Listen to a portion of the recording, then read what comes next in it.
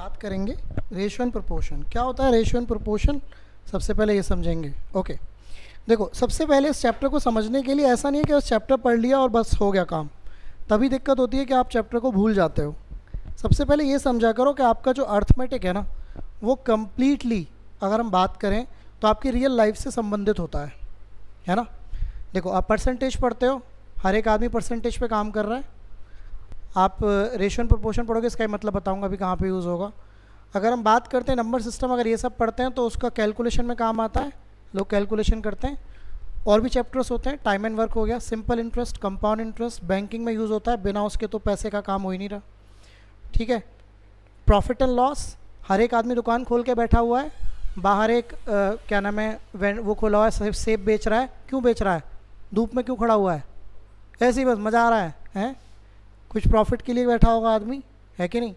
आप भी कुछ काम करना चाहते हो, हम भी कुछ काम कर रहे हैं। पैसे नहीं होंगे तो कैसे जीवन जिएंगे जो चाहते हैं?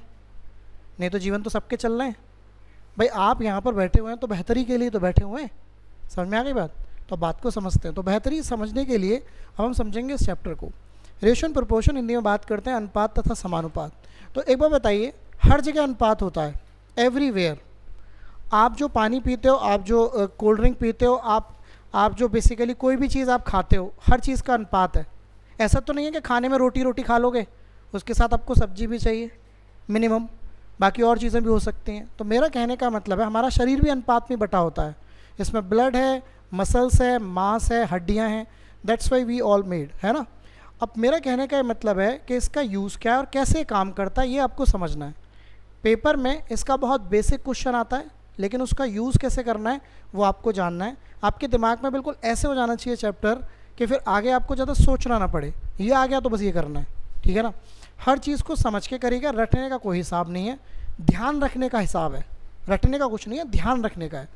एक बार ध्यान रखेंगे, अच्छे से चैप्टर पढ़ जाते हैं आप, तो फिर आपको बार बार ज़रूरत नहीं होती, फिर रिवाइज़ करते हैं तो तुरंत से ग्रैब हो जाती है चीज़ क्या करने वाले हैं। तो चलिए स्टार्ट करते हैं, क्या मतलब है। तो पहला आपके, अगर हम लेवल 1 क्यों बोल रहा हूँ, क्योंकि हम पहले बेसिक क्वेश्चंस करेंगे, फिर उसके बाद हम लेवल 2 पे जाएंगे, राइट। तो सबसे पहले अगर हम बात करें तो हेडिंग डाल दीजिए रेशो। क्या होता है रेशो, इसके बारे में हम बात करेंगे। मैं बिल्कुल बेसिक लेवल से आपको टॉप लेवल की तरफ मूव कराऊंगा, तो एक एक बात को जानने की कोशिश करना। रेशो की बात करूं तो रेशो को जो हम रिप्रेजेंट करते हैं वो इस तरीके से रिप्रेजेंट करते हैं। रेशो का सिंपल मतलब होता है A अपॉन B। मतलब जो सेकंड वाला है वो किसके नीचे चला जाएगा? B के नीचे। जैसे अगर मैं लिख दूं 2:3, तो इसका मतलब क्या होने वाला है? इसका मतलब 2/3 होने वाला है, राइट। अच्छा, अगर मैं ऐसे लिख दूं A/B इज इक्वल टू 5/3, तो ये जो बीच में दो बिंदियां, इसी का मतलब रेशो होता है। तो इसका मतलब A की वैल्यू क्या है? 5, लेकिन ये रियल नहीं होती है। क्या नहीं होती? रियल। फैन एक पॉइंट कम करना, ये रियल नहीं होती है, राइट। बस ये रियल नहीं होती, ये मान ली जाती है कि रियल है, राइट। इसी तरीके से B की वैल्यू आप क्या मानेंगे? 3 मानेंगे, ओके। अच्छा, अगर मैं ये रेशो 2 नहीं 3 में भी हो सकता है, तो रेशो को अगर मैं ऐसे लिख दूं, फॉर एन एग्जांपल 2, 5 और 6, तो इसका मतलब A की वैल्यू 2 होगी, सिस्टमेटिक वे चलेगा, B की वैल्यू 5 और C की वैल्यू क्या? 6। मैं क्यों कह रहा हूँ कि ये रियल नहीं होंगे? इसका मतलब ये है कि ये 2, 5, 6 है। अगर मैं इसमें, या फिर मैं 5 और 3 की ही बात करूँ, और अगर मैं इसमें 5 और 3 में अगर मैं मल्टीप्लाई कर दूँ, फॉर एन एग्जांपल, ध्यान से देखिएगा, अगर मैं इन दोनों में ही मल्टीप्लाई कर दूं 2 की, तो 2 पंजे क्या होता है? 10, और 2 तिया क्या होता है? 6। तो इस रेशो को मैं ये भी लिख सकता हूँ, 5:3 भी लिख सकता हूँ, और क्या लिख सकता हूँ? 10:6। रेशो में मल्टीप्लाई की जा सकती है। ऐसे अगर आपके सामने ये रेशो दिख रहा है, और अगर मैं इन सभी में 3 की मल्टीप्लाई कर दूँ, किसकी मल्टीप्लाई कर दूँ? 3 की, तो बता सकते हैं क्या बन जाएगा ये? 3 दूनी 6, 3 पंजे 15 और 3 6 18। तो ये बात दोनों एक ही हैं, बस इसमें क्या कॉमन आ जाएगा? 3, या आपने इसमें 3 की मल्टीप्लाई कर कर इसको लिख दिया है। क्या ये बात आपको समझ में आती है? बहुत ही बेसिक। अच्छा, जैसे अगर मैं आपके सामने लिख दूं, किसी आदमी के पास 500 रुपये हैं और किसी आदमी के पास 300 रुपये हैं, ये असली चीज़ है। तो अगर आपको रेशो बताना है तो आपके पास आप रेशो में से कट कर सकते हैं। तो आप, इसका मतलब ये हुआ कि उन दोनों के पैसों का रेशो क्या है, 5:3। क्या रेशो है, 5:3। अब अगर कोई बड़े बड़े आदमियों की बात करी जाती है कि अंबानी का पैसा, अदानी का पैसा, तो रेशो में ही करी जाएगी ना। क्यों, मेरे को इस रेशो में मैंने पैसे कमाए। लोग रियल इनकम कहाँ बताते हैं, या लोग परसेंटेज में बात करें, और क्यों बताएं, क्यों बताएं भाई, हैं? रेशो में बात चलती है, हर जगह रेशो में बात चलती है, क्लियर, या परसेंटेज में बात चलती है। रेशो का जो सेकंड पार्ट है वो परसेंटेज है। तो जितना अच्छा आप रेशो समझेंगे उतना ही अच्छा परसेंटेज समझ में आ जाएगा, कुछ नया नहीं है, क्लियर। तो मेरा कहने का मतलब है कि रेशो को काटा भी जा सकता है और रेशो में गुणा भी की जा सकती है, क्लियर, जैसे हमने यहाँ पे देखा। आप चाहते हैं तो इसे लिख लीजिए, फिर मैं आगे की तरफ बढ़ता हूँ कि इसमें क्या क्या बातें होने वाली है, राइट। तो ये बहुत ही बेसिक बातें हैं, आपको आती हैं, वेल एंड गुड है, इसमें कुछ नया नहीं है। बट द पॉइंट इज़ कि हर एक बात को बहुत गौर से समझते जाइएगा और एक एक काम को मैं आगे बढ़ाते जाऊँगा धीरे धीरे। ओके, बात समझ में आई। तो रेशो का सिंपल मतलब है इस तरीके से, अगर 2 की बात करूं तो इस तरीके से।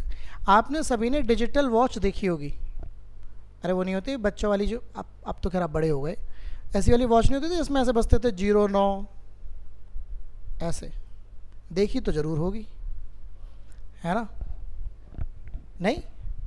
तो डिजिटल वॉच इसको बोलते हैं। तो इसमें पहले वाला घंटा होता है, दूसरा वाला क्या होता है, आपके मिनट्स, एक कुछ ऐसी भी होती है इनमें सेकंड भी चल रहे होते हैं, छोटे से स्टॉप वॉच काइंड ऑफ। आइए तो समझते हैं। तो ये वाली बात आपको क्लियर हो गई, that kind of thing we can write it down. Okay, अब बात को समझते हैं, रेशो का और मतलब क्या है, ये बात हमें जाननी पड़ेगी। तो नोट डाउन करिएगा, छोटी सी बात है ना।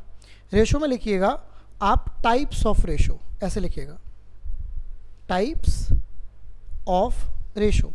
किसी को इंग्लिश और हिंदी में दिक्कत तो नहीं है? टाइप्स ऑफ रेशो, इसमें सबसे पहला टाइप क्या है समझिएगा। रेशो के कुछ टाइप होते हैं, उनको लिखने का एक तरीका है, तो जिसको हम जानेंगे। जैसे मैं आपके सामने अभी जो मैंने लिखा, ये पहला तरीका था। जैसे A/B को मैंने क्या लिख दिया, 2:3, राइट। तो इसका सिंपल मतलब क्या होता है बताइए, A/B इज इक्वल टू किसके आ जाएगा, 2/3। तो A की वैल्यू आप 2 मान लेंगे और B की वैल्यू आप क्या मान लेंगे, 3। B की वैल्यू आप क्या मान लेंगे, 3। This is first type. Second type क्या हो सकता है, कभी अगर ऐसे लिखा हो A/9 is equal to B/7, तो ये भी रेशो ही होता है। इसका मतलब भी यही होता है कि A की वैल्यू 9 और B की वैल्यू क्या। तो कभी ऐसे भी लिखा हो A/9 is equal to B/7, तो इसका मतलब भी यही होता है कि A/B का मतलब क्या हुआ भैया, 9:7। दोनों बातों का एक ही मतलब है, राइट। इसके बाद थर्ड पर आते हैं। थर्ड, अगर ऐसे लिखा हो फॉर एन एग्जाम्पल, या पहले एक और एग्जाम्पल ले लेते हैं। मान लो ऐसे लिखा हो 2A is equal to 3B is equal to 4C। तो ध्यान रखना ये रेशो नहीं होता है, रेशो नहीं होता है। तो क्या होता है ये बात समझते हैं। कभी भी ऐसे लिखा हो 2A is equal to 3B is equal to 4C, तो ये क्या नहीं होता है, रेशो। रेशो के केस में ABC को सिंगल होना पड़ेगा। क्या होना पड़ेगा, सिंगल। क्या मतलब है सिंगल, यहाँ पर 2 की गुणा हो रही है तो ये मतलब इसमें डबल हो रखा है, यहाँ पे 3 की गुणा हो रही है तो ये ट्रिपल हो रखा है, यहाँ पे 4 की गुणा हो रखी है तो ये 4 टाइम्स हो रखा है। सिंगल से मतलब ये हुआ कि आप इस 2, 3 और 4 का LCM लेंगे। क्या लेंगे, LCM क्या चीज़ होती है इनमें, सबसे बड़ा कौन है 2, 3, 4 में, 4 का पहाड़ा पढ़ो जहाँ 3 और 2 से कट जाए, 12, और 12 से सभी को भाग कर दोगे। 12 से क्या कर दोगे, सभी को भाग। तो मैं इस बात को अगले पेज पर लिख रहा हूँ, या यहीं पे लिख देता हूँ, यहाँ पर आप अपनी कॉपी में उसको नीचे लिख लीजिएगा। तो रेशो कैसे बनेगा, 2A के नीचे भी 12 आएगा, 3B के नीचे भी 12 आएगा, और आपके 4C के नीचे भी 12 आएगा। 2 से 6 बार कट हो जाएगा, 3 से 4 बार कट हो जाएगा, 4 से 3 बार। तो बताइए A के नीचे क्या आ गया, 6, B के नीचे क्या आ गया, 4, C के नीचे क्या आ गया, 3। ये है रेशो, इसी को आप रेशो बोलेंगे। तो आप बोलेंगे A ratio B ratio C, क्या मिला आपको, 6, 4, 3। तो हमेशा ध्यान रखना, अगर इस फॉर्म में कुछ लिखा हुआ है तो वो क्या नहीं होता है, रेशो, बट उसको हम रेशो में कन्वर्ट कर सकते हैं इनका एलसीएम लेकर इनके साथ जो बैठा हुआ है, और उनसे हम क्या कर देंगे, सभी को डिवाइड करेंगे। रेशो में हमेशा ध्यान रखना, अगर मल्टीप्लाई होगी तो सम में होगी, डिवाइड होगा तो सम में होगा, ऐसे नहीं होता एक चीज़ के साथ होगा, ठीक है ना। तो ये बात आपको क्लियर हुई। तो आप इस चीज़ को, ये थर्ड टाइप हुआ। आइए फोर्थ टाइप की तरफ बढ़ते हैं। इसके 4 टाइप होते हैं मेन, और एक एक करके फिर इनका यूज़ देखेंगे। करूँ स्टार्ट? आइए फोर्थ टाइप की तरफ बढ़ते हैं। सभी ने लिख लिया? ओके।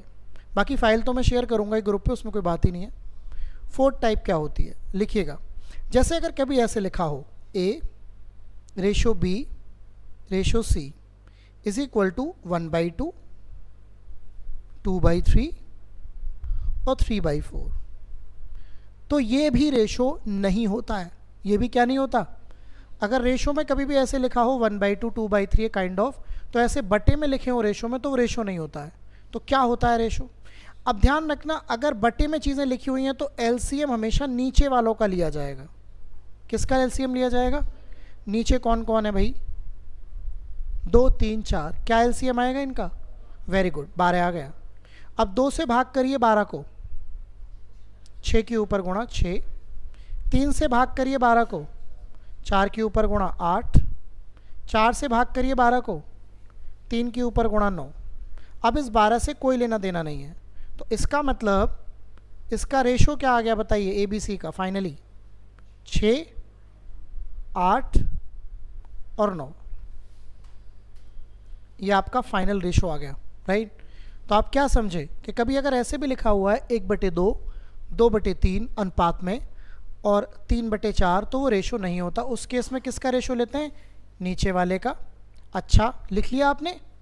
अगर साथ में मल्टीप्लाई हो रही हो तो किसका रेशो लेते हैं? जो साथ वाली वैल्यू होती है।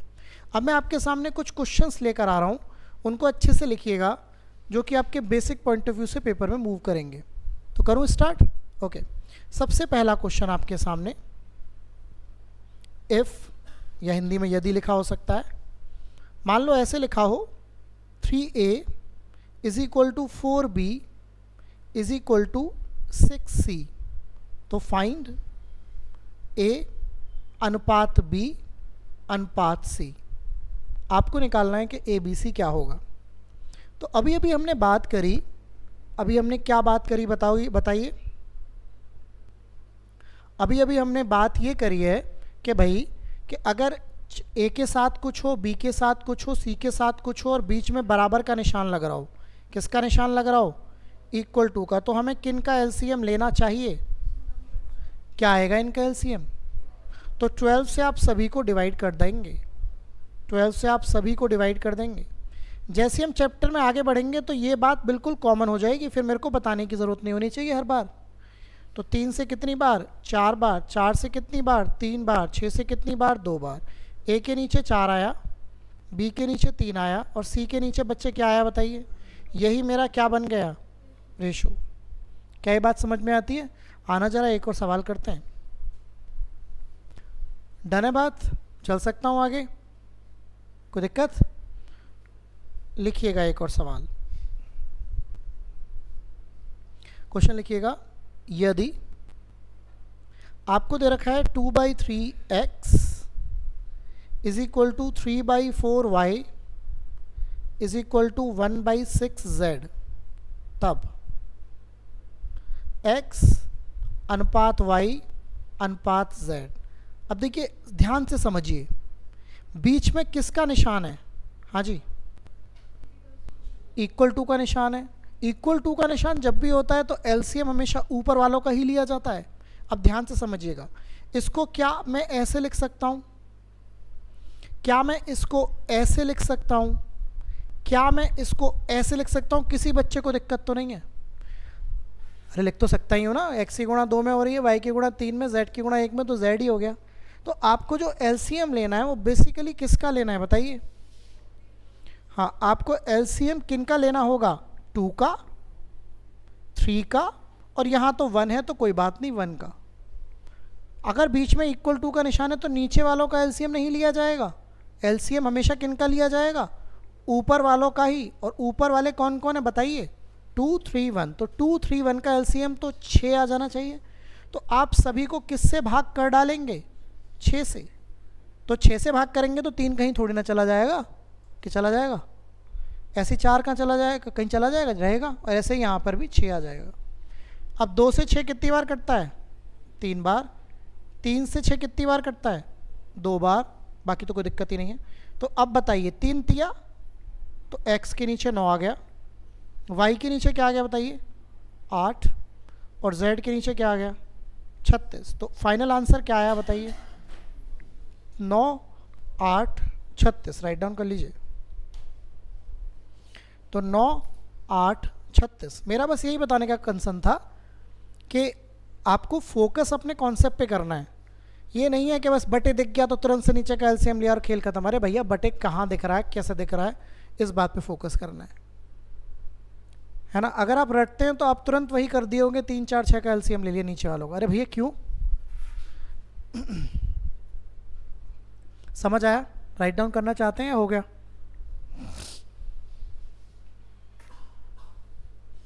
ओके, आपसे मैं बस यही एक प्रॉमिस चाहूँगा कि आप घर जाके जितना मैं बता रहा हूँ, जितना सर बता रहे हैं, जो भी मैम बता रही हैं, आप घर जाके उसको करिए, है ना। और मैं फिर से बोल रहा हूँ, आपको कुछ एक्स्ट्रा पढ़ने की ज़रूरत नहीं है, क्योंकि हम ही इतना रिवाइज और सब कुछ आपको करा देंगे, आपको कोई दिक्कत नहीं है। बट आज मैं वीडियो भी डालूंगा, आप वीडियो सुनना, जिन्होंने इंटरव्यू देखे होंगे, लाइव देखे हैं, उनको तो पता ही है ना। तो जो भी आदमी सेलेक्ट हो रहा है वो ये बोल रहा है कि भैया एक ही किताब को 20 बार पढ़ो और अपने से रियल रहो। That's a so simple thing, वही बात है। और आपको कोई नहीं रोक सकता, है ना। वो तो उन लोगों की बात होती है कि नहीं हो रहा, नहीं हो पा रहा, जो एफर्ट्स मतलब अलग अननेसेसरी की बातें करते फिर रहे हैं। और ज़्यादा बड़बोले भी मत बनिए, बी हम्बल, और अपना काम करते रहिए बेहतर तरीके से। और जब तक समझेंगे नहीं सिलेक्शन नहीं होने का। हाँ तो समझिएगा। तो आपने एलसीएम किसका लिया, 2 का 3 का, तो कितना आया था एलसीएम बताइए, 6 इसके नीचे, 6 इसके नीचे, 6 ही इसके नीचे, तो ये कट गया था, आपने देखा था अभी। तो x के नीचे कितना आ गया, 9, y के नीचे कितना आ गया, 8, z के नीचे आ गया 36। यही मेरा रेशो है। ओके, डन है बात। आइए ज़रा एक और मुद्दे को समझते हैं। चलो लिखिएगा एक और सवाल। मान लीजिए पेपर में ऐसे लिखा हुआ है कि यदि a अनुपात b इज इक्वल टू 5:3, मान लीजिए ऐसे लिखा हुआ है, और तब मैं आपसे पूछ रहा हूँ कि भैया ये बताओ 2a + 3b अनुपात 5a - 2b का अनुपात क्या होगा।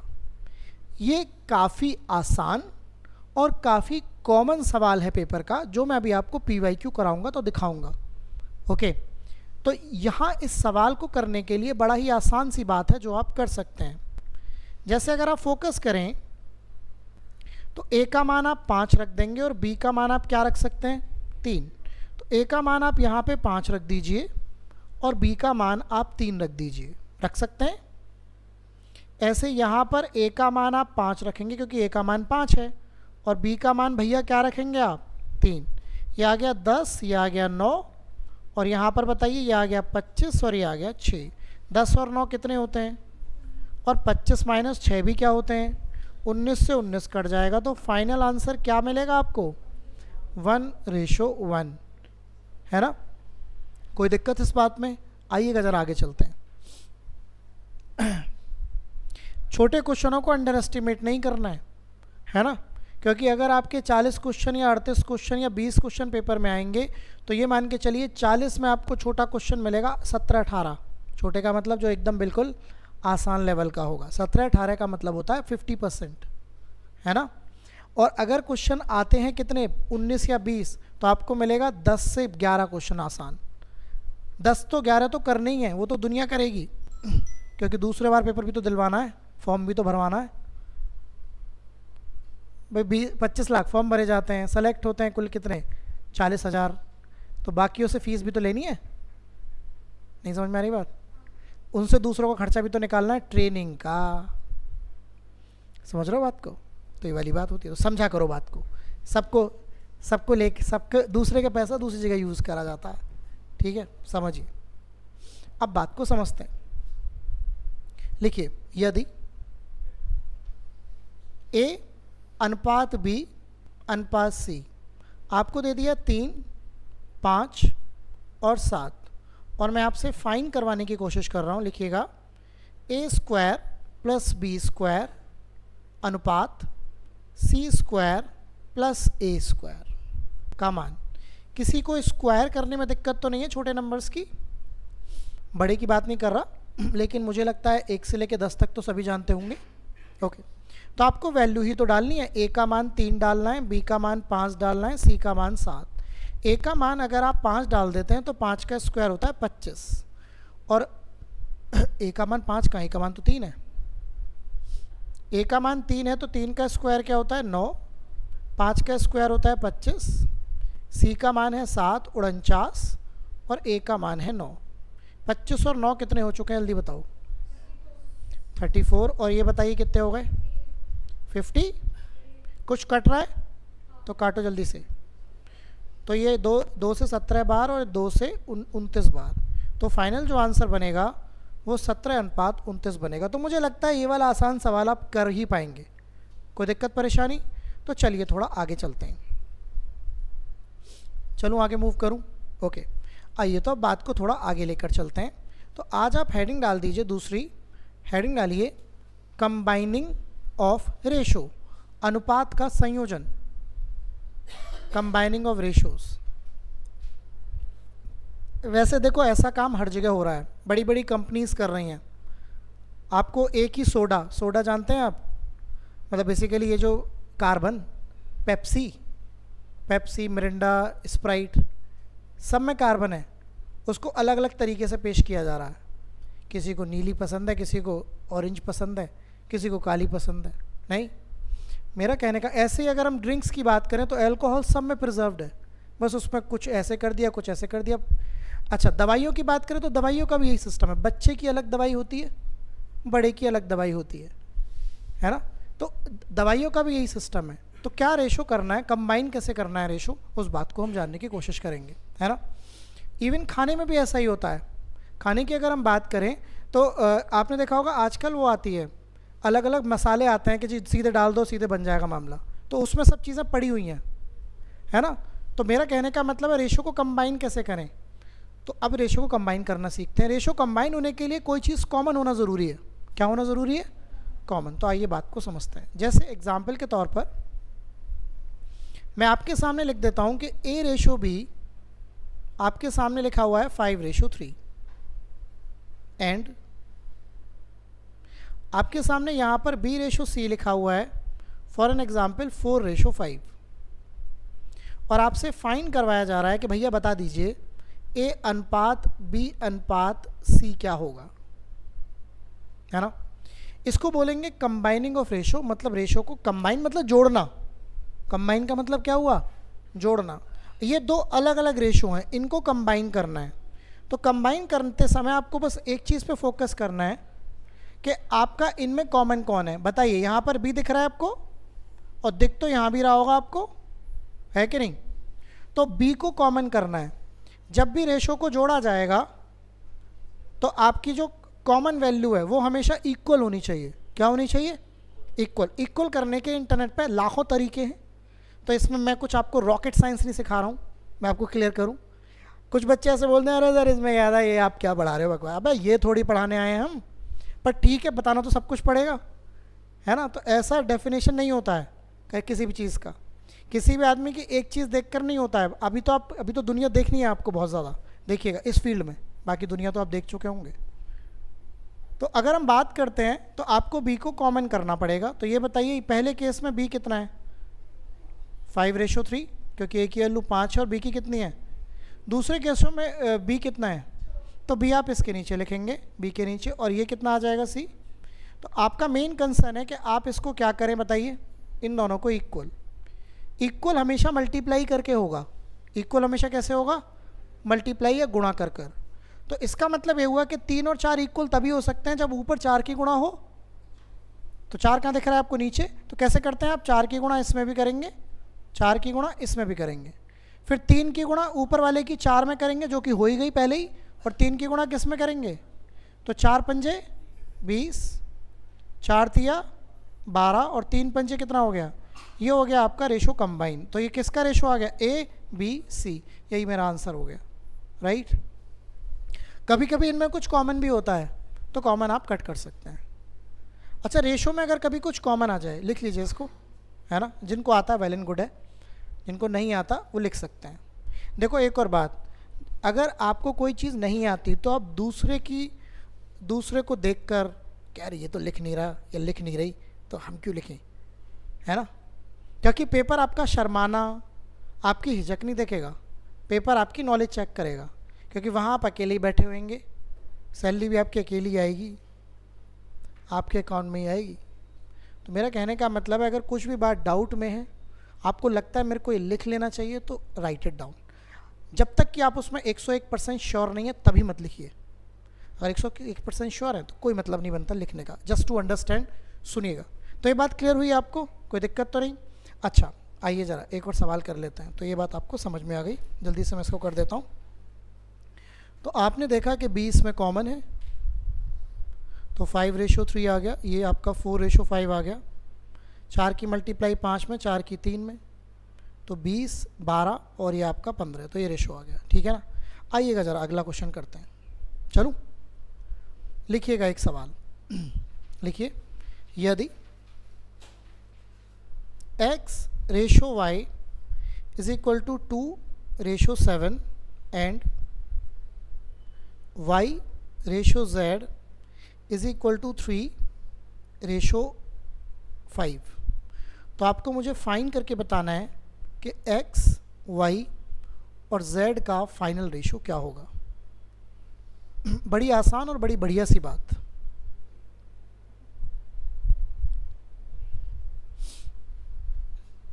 कैसे करें, सिंपल हो गया। किसको आप इक्वल करेंगे, y यहाँ पर कितना है 7 और y यहाँ पर कितना है बताइए 3, तो y को आप ऐसे करके बीच में रख लेंगे। मैं फिर से बोल रहा हूँ, ये मैं कोई रॉकेट साइंस आपको नहीं बता रहा हूँ इस फील्ड में, वो तो मैं कभी भी नहीं बताऊँगा। खैर 3 दूनी 6 हो गया, 3 सत्ते 21 हो गया, 7 ते 21 कर ही चुके, 7 पन्ने 35, यही आंसर आ रहा है। ओके 6 21 35, किसी को दिक्कत तो नहीं, करने आ रहा है एक और, फिर आगे चलते हैं। चलें मूव करें। ओके लिखिएगा, यदि a/b 2:3, b/c 5:7 and c/d is equal to 3:1, तो मैं आपसे फाइंड करवा रहा हूँ a/b/c/d। मैं आपसे ये पूछ रहा हूँ। ओके तो ध्यान रखिएगा, इसमें आपके 4 हैं a b c d, तो पहले आप a b c he combine करेंगे। पहले आप किसको कंबाइन करेंगे, कौन कॉमन है इनमें, b, तो b को बीच में रखना होगा, तो ये आ गया 2 3 और 5 7, तो पहले a b c ही निकलेगा, निकालिए। 5 दूनी 10, 5 तिया 15, 3 पंजे 15 आप कर ही चुके, 30 सत्ते 21, क्या ए बी सी निकल आया सभी का। अब आपको सी के साथ किसको कंबाइन करना होगा, सी की वैल्यू क्या है 3, सी के साथ किसको कंबाइन करना होगा, तो सी अब क्या हो चुका है, अब सी क्या हो चुका है 21, तो यहाँ पर आप क्या रखने वाले हैं 3:1, पक्का। अब 3 की गुणा ध्यान रखना 10 में भी होगी, 15 में भी होगी और किस में भी होगी भैया, तीनों में होगी। अब क्योंकि अब रेशो ए बी सी का क्या बन चुका है 10, 15, 21, तो आप कॉमन बराबर किसको कर रहे हो, सी को। सी अब यहाँ 21 बन चुका है, सी का बराबरी अब 3 के साथ होनी है, तो 3 की गुणा इस तीनों में होगी, तो 10 तिया 30, 15 ती 45, 21 ती 63, और 21 की गुणा किस में होगी 1 में, तो 21। तो फाइनल आंसर आपके सामने मुझे लगता है 30, 45, 63, 30, 45, 63 और 21 आ रहा होगा। आ रहा है कि नहीं, इसमें 3 कॉमन दिख रहा है क्या आपको, अगर 3 कॉमन दिख रहा है तो 3 कॉमन लेके ख़त्म किया जा सकता है। तो 3 से 10 बार, 3 से 15 बार, 3 से 21 बार और 3 से 7 बार, 10, 15, 21, 7, ये आपका राइट आंसर हो जाएगा। फाइनल, क्योंकि आंसर वो नहीं दे रखा होगा। कॉमन अगर कुछ आ जाता है रेशो में तो ख़त्म किया जा सकता है। जैसे कॉमन से मेरा क्या मतलब हुआ, ये बात सभी को समझ में आई? पहले बताइए, ए बी सी निकालना है, ये जो कलर में दिख रहा है आपको, ए बी सी के बाद सी की वैल्यू 21 हो गई, तो अब सी की वैल्यू यहाँ से कितनी है 3, तो अब सी की वैल्यू 21 हो चुकी है। अब तो आप यहाँ पे रखेंगे। अब इन दोनों को बराबर करने का तरीका है 3 की गुणा तीनों में ऊपर की जाए, तो 3 की गुणा हो गई तीनों में ऊपर, और आप 21 की गुणा इसमें कर दें। अगर कुछ कॉमन आ रहा है तो कॉमन आप निकाल सकते हैं। क्या ये बात क्लियर है? तो चलो कुछ प्रीवियस ईयर क्वेश्चन कर लें। हाँ, मैं बताऊँ वो तरीके अलग अलग हैं। मैं बता रहा हूँ क्या होता है, मैंने बोला ना मेरा बताने का तरीका अलग है, इंटरनेट पे इसके 35,000 तरीके मिलेंगे। मैं आपको क्लियर करूँ, मैं क्या बोला, ये कोई बहुत बड़ी बात नहीं है। तुम अगर उससे कर पा रहे हो, तुम्हारा आंसर ही आ रहा है कि नहीं ये बताओ, बस मैं आपसे जानना चाहता हूँ। मैं इसमें कुछ मैं फिर से बोल रहा हूँ, ये कुछ है ही नहीं, ये तो बस ठीक है। कराना तो रेशो है तो भी तो कराना तो पड़ेगा, नहीं तो तुम बोलोगे अजय सर वो भी नहीं कराया। अगर तुम्हारा आंसर यही आ रहा है, दैट्स ओके। जो रॉ हैं, जिन्होंने आज तक कुछ नहीं देखा, उनको ये कॉन्सेप्ट समझ में आया, आपको भी आया, जो पहले से पढ़ रहे हैं उनको भी पता है, कोई दिक्कत नहीं। लेकिन मेरा कंसर्न आगे बताने का है, जो मैं आगे चीज़ें लेकर जाऊँगा, ठीक है ना? डन है? आंसर आपका ही आना चाहिए, मेरा कहना का मतलब ये। ओके, तरीके हो सकते हैं और, है ना, इसमें कुछ नया नहीं है। छोटी चीज़ों के तरीके बहुत सारे होते हैं। कोई आदमी खुरपी से भी खोद देता है क्यारी को, कोई आदमी हाथ से ही खोद देता है। मैं देख रहा था मेरी वाइफ पेचकस से ही खोद रही थी। तो मेरा कहने का मतलब है, अब खुद तो रही है कि नहीं? तो ये वाली बात है। तो इसमें ये वही वाली बात हो गई। लेकिन अगर आपको बढ़िया कुछ करना है तो जीवन में कुछ अलग करना पड़ेगा। ओके, अब मैं आपको ये वाले क्वेश्चन करा दूँ, प्रपोर्शन नहीं डालना है, हेडिंग वो हम कल करेंगे, फिर हम कंबाइन क्वेश्चन करेंगे। ओके, मैं आपको कुछ क्वेश्चंस कराता हूँ, जैसे ये वाले, आप इनको करिए 2-4 को, फिर हम बात करेंगे।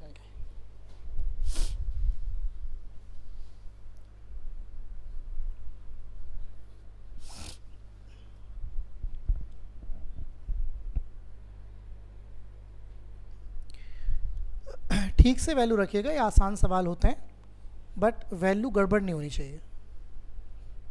तो जैसे कि आप सभी जान गए कि x की वैल्यू 5 है और y की वैल्यू 6, तो यह आ गया 3 गुणा 5 का स्क्वायर, 2 गुणा 6 का स्क्वायर, 6 का स्क्वायर माइनस 5 का स्क्वायर, ये 25 आ गया, ये 36 आ गया, ये 36 आ गया, और ये 25 आ गया। कितना आ गया? ये 75, और ये 36 दूनी 72 होते हैं शायद नहीं होते, यही हैं। हाँ, तो ये पहला वाला कितना आ गया? 3, और दूसरा वाला 11, तो 11। तो क्या आंसर आ गया आपका? 3 आ गया। बहुत ही आसान बात है। आइए 2-4 और करते हैं, चलिए ट्राई करिए। और आप डायरेक्टली रखिए अब, क्योंकि क्वेश्चन तो आपको मिलेगा। हमेशा ध्यान रखिए, क्वेश्चन को राइट डाउन करके नहीं करना है, इससे आप टाइम वेस्ट करते हैं। x की वैल्यू 3 और y की वैल्यू 4 आपको यहाँ रखनी है। तो ये 4 तिया 12 हो गया, y की नहीं 4 तिया 12, हाँ ठीक है। और ये कितना हो गया? 20, और ये कितना हो गया? 15, और ये कितना हो गया? 8। सही चल रहा है? ये कितना आ गया? 32, और ये कितना आ गया? काफ़ी आसान सवाल है, आप कर सकते हैं। चलो आगे आइएगा। ओके, ये अभी कराऊंगा मैं आपको, पहले मैं यही सब कराना चाहता हूँ।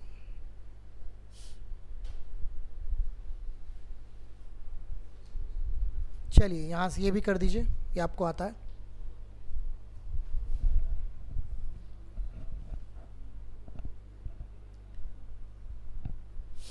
तो ए और बी और सी है ना, और ए बी सी आपको निकालना है। तो आप जानते हैं इनमें बी कॉमन है, तो ये 7-9 हो गया, और ये आपका 3-5 हो गया, ठीक है।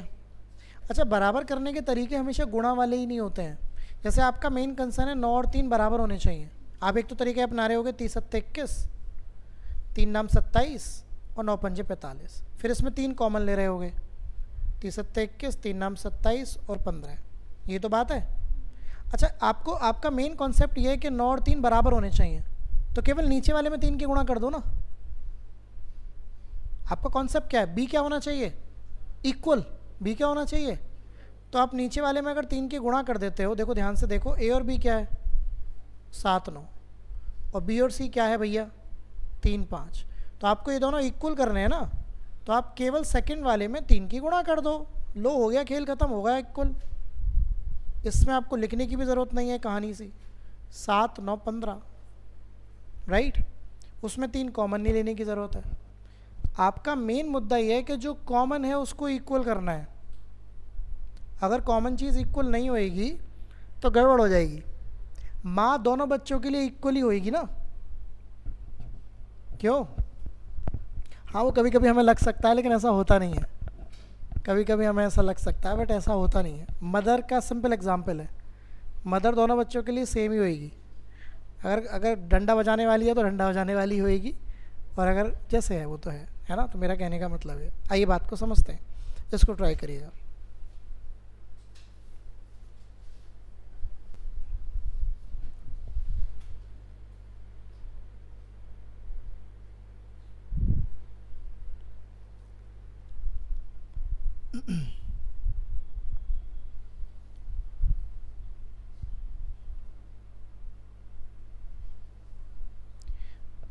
तो पहले आपको ए बी सी ही निकालना होगा।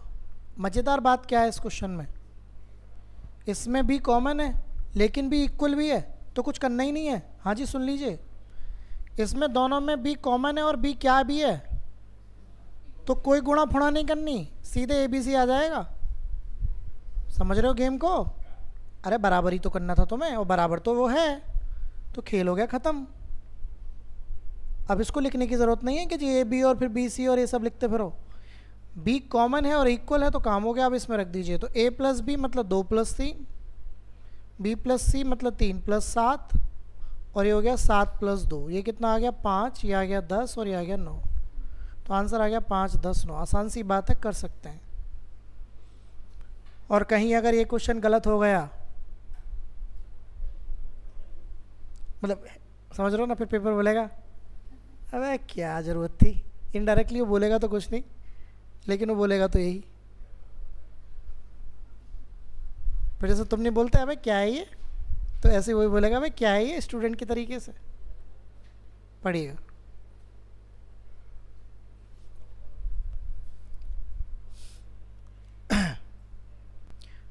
तो आपको ए बी दे रखा है, बी सी दे रखा है, सी डी दे रखा है, और आपसे पूछा है ए सी डी, तो निकलेगा तो ए बी सी डी ही, ए सी डी बाद में निकल जाएगा फिर। तो आइए समझते हैं। सबसे पहले ए बी और सी ही निकालूंगा। तो ये बताइए ए बी का अनुपात कितना है? 2:5। बी और सी का अनुपात कितना है?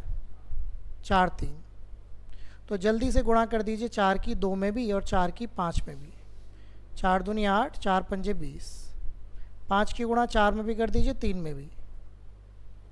ठीक चल रहा है? ओके। अब ले आइए डी को भी साथ में। अब सी की वैल्यू क्या हो चुकी है बताइए, और यहाँ पर सी की वैल्यू क्या है भैया? 2। सही चल रहा है मामला? 2 की गुणा 8 में भी करिए, 2 की गुणा 20 में भी, 2 की गुणा 15 में भी। तो 16, 40 और 30, और 15 की गुणा यहाँ भी कर दीजिए। ठीक चल रहा है? अब इसका मतलब ये हुआ कि ए का मान क्या है? 16, बी का मान क्या है? 40, सी का मान क्या है? 30, और डी का मान क्या है? 15। लेकिन आपको तो किसका मान निकालना है? ए सी डी। तो एक 16, 30 और 15, कुछ कॉमन है क्या इनमें? नहीं। तो ये आंसर है, ए सी डी। तो ए है 16, सी है 30 और डी है 15। क्लियर? तो आपका राइट आंसर आ गया 16 30 15। आप किसी का भी रेशो क्रिएट कर सकते हैं, जैसे आप ए और डी का भी पेपर में क्रिएट कर सकते हैं। तो ए है 16 और डी कितना, सॉरी डी कितना है बताइए? 15। वो तो जिसका पूछेगा उसी की बात है। अगर इनमें कुछ कट रहा होता तो काटा भी जा सकता था। जैसे अगर मैं ले लेता ए और सी का रेशो, ए है 16, सी कितना है बताइए? 30, तो एक कट सकता था। तो फाइनल रेशो ए और सी का क्या आ सकता है? 8 15। वो तो डिपेंड करेगा कि पूछ क्या रहा है, सारा खेल ही है। ओके, चलिए इसका बता दीजिए जल्दी से।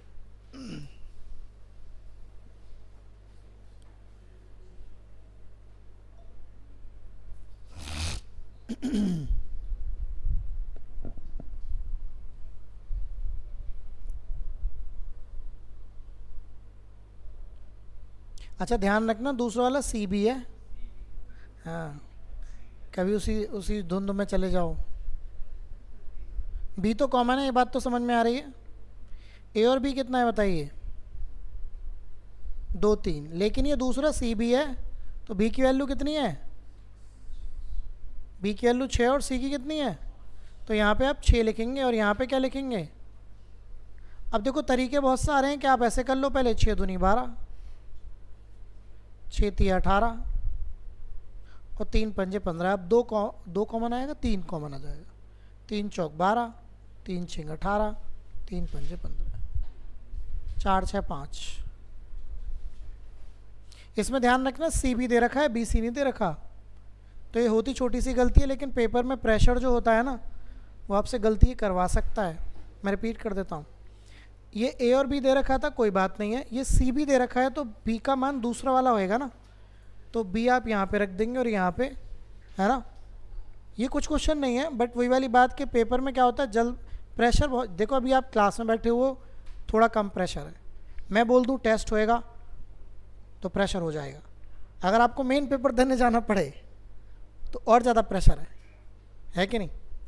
तो प्रेशर का ही तो खेल है, पेपर टफ नहीं है। प्रेशर में आदमी कौन काम करता है, ये ज़िंदगी का खेल है। ऐसे क्या है, बस दोस्तों के साथ जा रहे हो, मस्ती चलिए जीवन, ये कर लिए अपना वो। लेकिन जब प्रेशर पड़ेगा तब आप कैसे बिहेव करोगे? जब ऑफिस में प्रेशर आएगा, ऑफिस में केवल सैलरी लेना ही काम थोड़ी ना है, उसके अलावा कुछ काम भी तो होंगे। हाँ, काम थोड़े इजी होंगे, बट लेकिन शुरू में तो आपको समझना पड़ेगा ना, कभी कभी तो प्रेशर भी आ सकता है। जैसे बैंक वालों में अप्रैल में बहुत प्रेशर होता है। अगर आप किसी बैंक वाले एम्प्लॉय से बोलो कि भैया चल हमारे घर आओगे, तो क्या बोलेगा? अप्रैल चल रहा है, क्या बोलेगा? या फिर जो वो काम करते हो सीए का या ऐसे वाले काम नहीं होते, आपके होंगे कोई जानने वाले, आप उनसे बोलो अप्रैल में किसी को चीज़ के लिए, अप्रैल में नहीं, क्योंकि अप्रैल में उन पे पूरा उनको साल भर का हिसाब किताब बनाना होता है, जो भी रहता है। तो ये रीज़न होता है, ठीक है ना। ऐसे ही अगर आप सेलेक्ट होते हैं, देखिए पुलिस में सेलेक्ट होते हैं तो बहुत सारे विभाग हैं, अगर आप जीएसटी और इन सब में सेलेक्ट होते हो तो उनके पास भी अप्रैल में समय नहीं होता है, क्योंकि उनका भी यही कार्यक्रम होता है ना। तो बात को समझते हैं, बात क्लियर हो गई आपको? ओके, आगे बढ़ते हैं। ये आप खुद से करेंगे, मैं नहीं करा रहा हूँ, है ना। फाइल आपको मिलेगी, इसको ट्राई कर लेते हैं। छोटा सा क्वेश्चन है, क्योंकि अब इस टाइप के क्वेश्चन मूव करेंगे। अरे क्या हो गया, चलो ऐसे ही रहने दो इसे। देखो ए और बी का रेशो दे रखा है 2:3, तो ए और बी का रेशो मिला आपको 2:3, और बी माइनस ए आपको दे रखा है 28। तो आपसे पूछा है बी प्लस ए की रियल वैल्यू। देखिए समझिए, इसका मतलब यह है कि ए का मान 2 है अनुपात में, और बी का मान कितना है? 3 अनुपात में, असली नहीं है ये। तो यहाँ पे आपको किसका अंतर दे रखा है? बी माइनस ए। अगर मैं बी को 3 मान लूँ और ए को 2 मान लूँ, तो यहाँ से अंतर कितना है? 1 यूनिट, और असलियत में वो अंतर कितना है? 28, ठीक है। एक का मान 28 है, तो 2 का मान भी निकाला जा सकता है। तो 2 गुणा 28 56, और 2 गुणा 3 गुणा 28 कितना आएगा? 84। आपके पास ए का मान भी आ गया, आपके पास बी का मान भी, आपको जोड़ना है। 84 प्लस 56, क्या आंसर आ गया? 140 आपके इस क्वेश्चन का राइट आंसर आ जाएगा। आसान सा सवाल है, कर किया जा सकता है। ओके, चलें आगे। ये आप खुद से कर लेंगे, मैं नहीं करा रहा हूँ। ये भी आप खुद से कर लेंगे, ये मैं कराऊंगा अभी आपको बस। तो अब एक मुद्दा और कर लेते हैं, फिर आगे चलते हैं। आगे क्या चलते हैं, फिर कल चलते हैं। हेडिंग डालना जरा, रेशियो रिलेटेड क्वेश्चन, इनको देख लेते हैं। अभी हमने रेशियो ही पढ़ा, ध्यान रखना, कल हम पढ़ेंगे प्रोपोर्शन।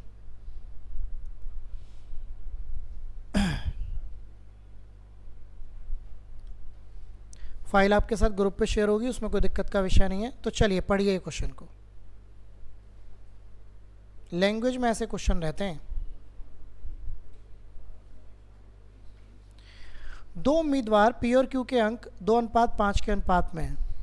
तो पी और क्यू के उम्मीदवारों के जो अंक हैं वो 2:5 के अनुपात में चल रहे हैं। पी के अंक 120 हैं, तो आपके हिसाब से यहाँ से पी के अंक कितने हैं? तो 2 का असली मान कितना दे रखा है इन्होंने? 1 का मान 60, तो 5 का मान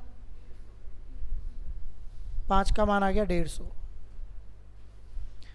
पूछ रहा है क्या? अबे 150, अबे मैं भी तुम्हारी कितना आ गया? 300 है। तो क्यू के मार्क्स कितने होने वाले हैं? 300। कोई दिक्कत? इसको पढ़ के बताएंगे। अरे क्या है, रुक जाओ, रुको रुको रुको, इसे पढ़ के बताएंगे।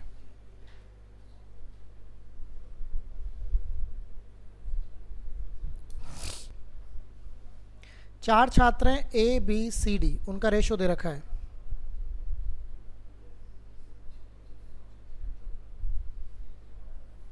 5, 8, 9 और 11। ओके, अब सुनिएगा। इसका मतलब ए की वैल्यू 5 है, बी की वैल्यू 8, सी की वैल्यू 9, डी की वैल्यू 11। अब इसने बोला यदि ए और डी की संयुक्त अंक, तो आपके हिसाब से ए को कितने अंक मिले यहाँ पर भाई? और यहाँ पर सी डी को कितने अंक मिले? संयुक्त का मतलब इन दोनों का जोड़। तो कितने यूनिट आ गया ये बताओ? 16 यूनिट। और असलियत में इसकी वैल्यू कितनी है? ये कटता है 16 से 96, तो 1 यूनिट की वैल्यू 6 आ गई। अगर 1 यूनिट की वैल्यू 6 आ गई तो किसका मान पूछा जा रहा है आपसे? सी की वैल्यू। तो आपको 9 की वैल्यू बतानी है। तो 9 छक्का कितने होते हैं? 54। आसान सी बात है, जिसमें बस मैं ये बता रहा हूँ कि रेशो को कैसे यूज़ किया जा सकता है ना? समझ आई बात? आपको ए और डी का मान दे रखा था, तो आपके हिसाब से रेशो में 16 है, असलियत में 96। इस तरीके से आप इसको डील कर सकते हैं। ट्राई करिएगा।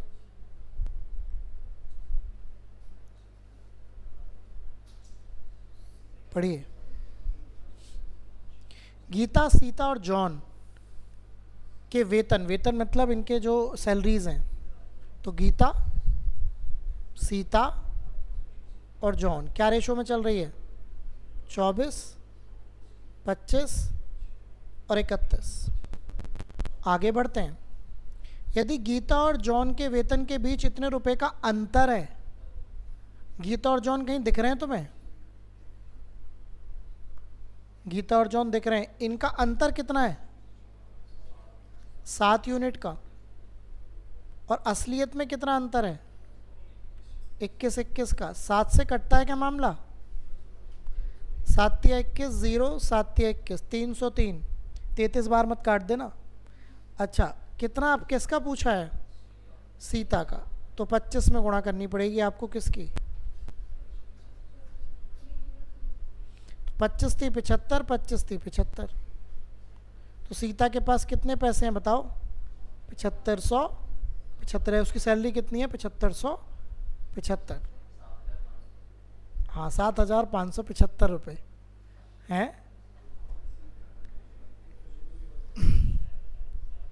सीता खुश हो रही होगी अपना, कोई दिक्कत ही नहीं है। चलिए इसको ट्राई करिए।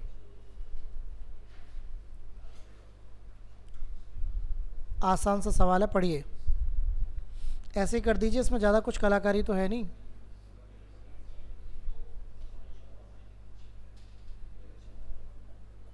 हो जाएगा? ओके। तो ये आपकी आज की बात हुई। कल मैं पढ़ाऊँगा प्रपोर्शन, मिस मत करिएगा, क्योंकि उसके बाद हमारे कंबाइन क्वेश्चन शुरू हो जाएंगे। इसी में ध्यान रखना सिक्के वाले सवाल आते हैं। इसी चैप्टर में आपके जो सवाल आएंगे, कुछ मिक्सचर वाले भी आएंगे। इसी चैप्टर में जो सवाल आएंगे वो आपके मध्य अनुपात, समान, वो वाले सब देखने को मिलेंगे। और इसी चैप्टर में आपके इनकम और एक्सपेंडिचर वाले सवाल भी आएंगे, जो पेपर के लिए सुपर डुपर इम्पोर्टेंट होते हैं। इस चैप्टर का यूज़ अगले चैप्टर्स में कॉमनली होगा, ठीक है ना? आप कोई एक चैप्टर अच्छे से पढ़ते हैं तो अगला और इजी हो जाता है। यही खेल है जीतने का, ठीक है? क्लासेस 1-2 दिन की मिस होती हैं तो क्लासेस आपको मैं डालूंगा ही डालूंगा, वहाँ से आप इसको अच्छे से देख लीजिएगा, ठीक है ना? अगर कोई मिस होती है तो बाकी जितना हो सके ट्राई करिए घर पे जाके। फाइल मैं आपको ग्रुप पे शेयर करूँगा ही करूँगा, उसमें कोई दिक्कत का विषय है ही नहीं, है ना? और दिमाग लगाओ, जितना हो सके किताबों से यूज़ करनी है, मतलब क्वेश्चंस ज़्यादा लगाओ, है ना। यूट्यूब पे बहुत ज़्यादा फोकस मत रहो, ठीक है। और जितना उससे दूर रहोगे सिलेक्शन होने तक, फिर तुम्हें रील बनानी हो कॉप ज़िंदगी और ये ज़िंदगी और वो एक अलग बात है ना, ठीक है। लेकिन पहले एक सिलेक्शन ले लो, फिर जो करना है वो करते रहना, ठीक है। चलिए मिलेंगे आपसे कल।